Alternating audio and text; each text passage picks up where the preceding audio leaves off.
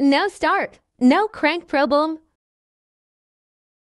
Okay, meron tayong ito troubleshoot ngayon dito.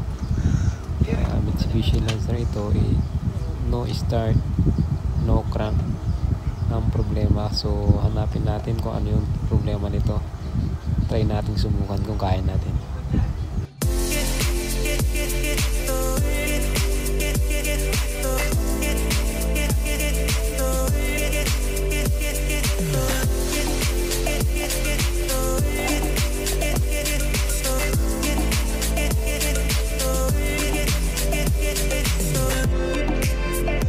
So wala talaga itong response kahit sa ignition switch, pero nakita ko na rin yung problema.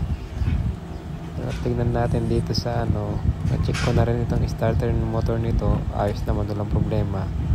So gawin na natin para umandar na.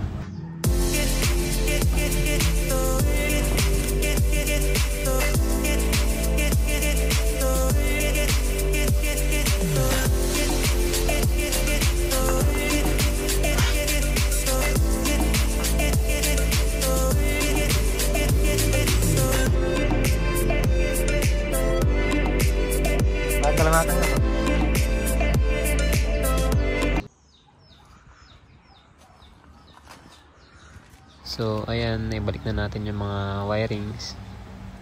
May naman, subukan naman natin itong paandarin kung aandar na ba siya sa ignition switch. Okay, try natin.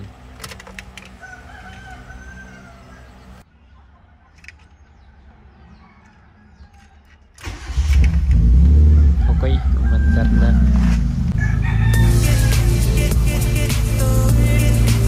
Nang buwan din pinapanda nito.